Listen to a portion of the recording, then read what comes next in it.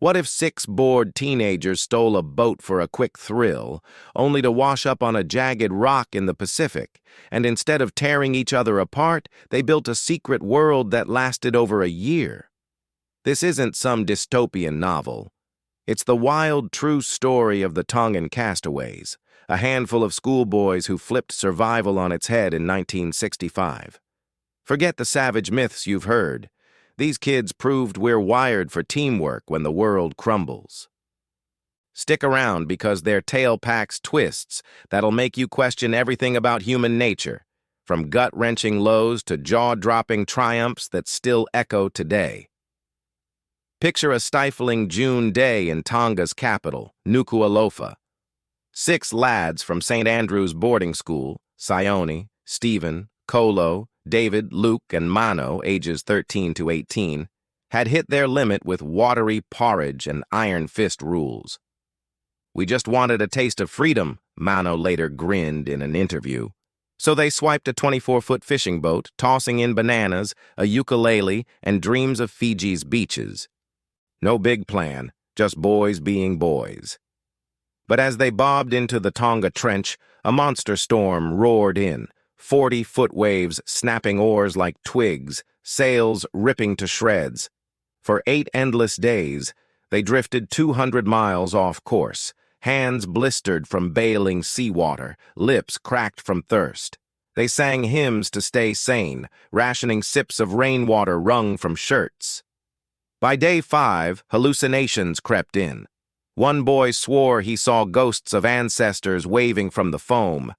Then, on the 8th dawn, a black shadow loomed. Ata Island, a 1,200-foot volcanic spike, uninhabited for a century after brutal cyclones chased the last Tongans away. Their boat shattered on the reefs, forcing a frantic swim through razor coral. They clawed onto a sliver of beach, gasping as the sun dipped low. Bruised, starving, and utterly alone, what came next would test if adventure was worth the terror.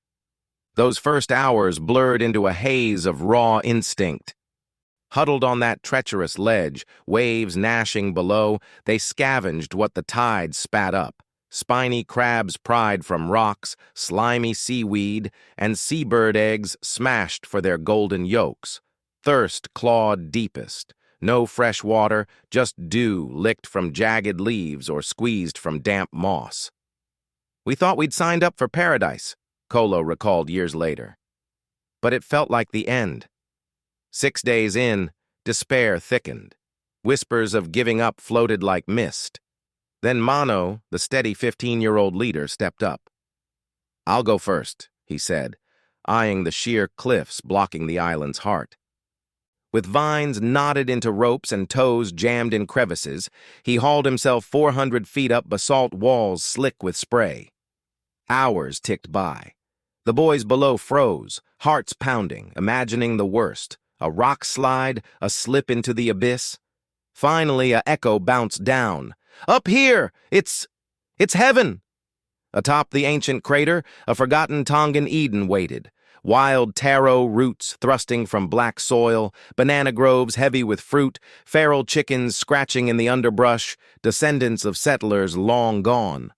One by one they climbed, hauling the weakest with cheers and grips. That first feast, roasted bird and milky coconut, tasted like victory. But with bounty came a brutal truth. This rock was no quick escape.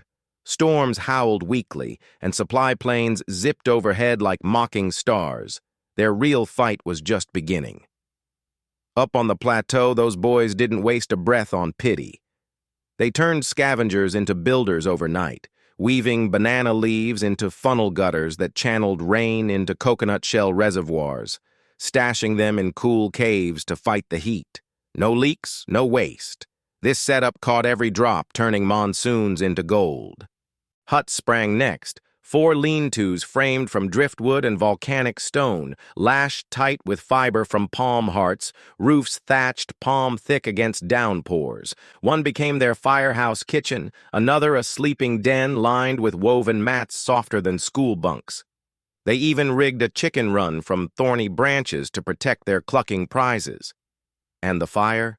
Stephen, the quiet engineer type, sparked it on day one by rubbing sticks till his palms bled. Flint from the cliffs struck against oyster shells for that first glow.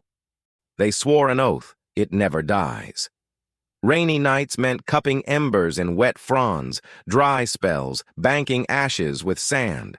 That flame boiled water, seared fish, and chased shadows from their circle of faces. Food flowed too. They cleared plots for an orchard, planting yam slips and taro tubers that burst green in weeks, a living testament to their grit. Fishing runs down cliff paths, netted lobsters and snapper, spears whittled from bone. Life pulsed with purpose, but whispers lingered. How long till someone noticed they were gone?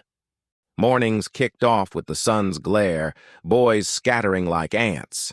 Two to the garden, yanking weeds and mulching soil, others rigging vine ladders for fruit hauls. Afternoons flipped to play.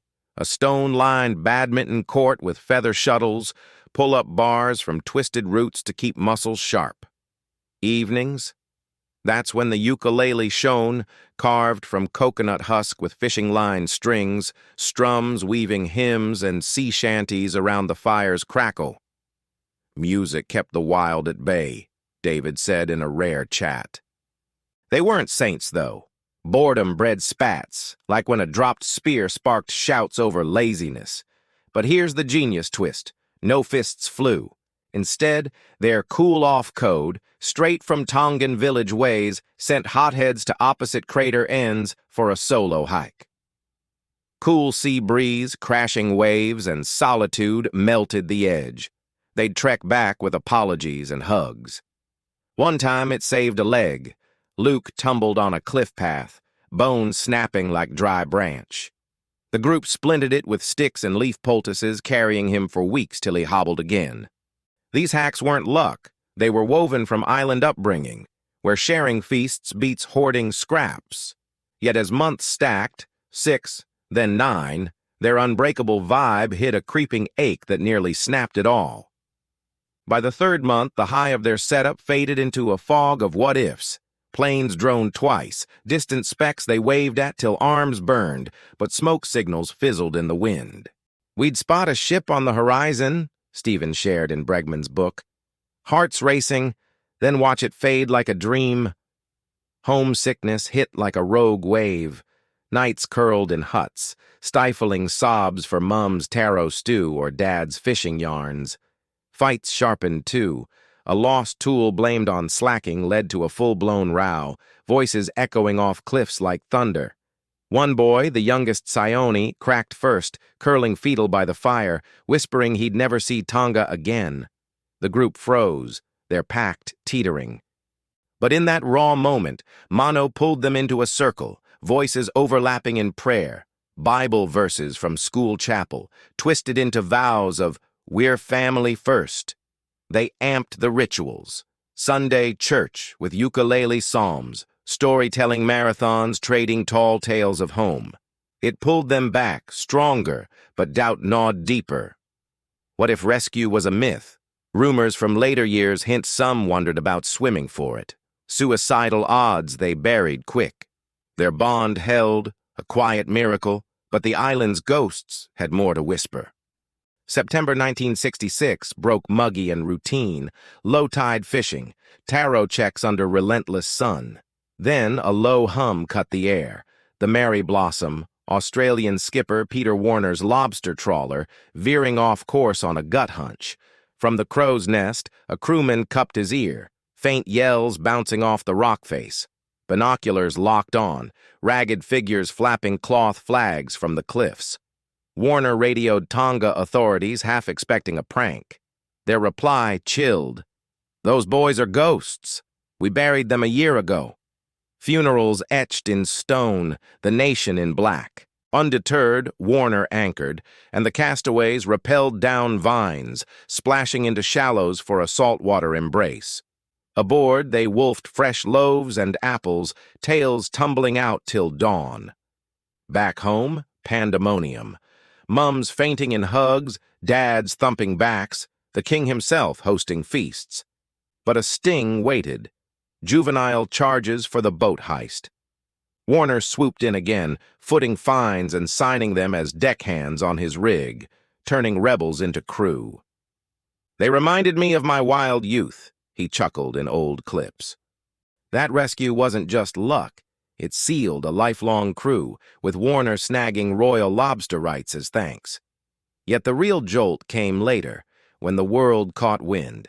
Fast forward to 2020, and their whisper of a tale explodes.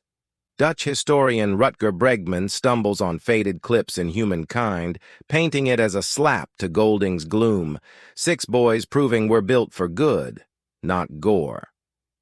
The Guardian piece racks millions of reads. Suddenly, podcasts buzz, TED Talks nod. Survivors like Sion beam on Zoom with Bregman and Warner, selling movie rights to New Regency. Fans speculate it'll hit screens soon, maybe twisting in what-if dramas for punch, though Mano insists on keeping the heart real. Then 2024 drops a curve.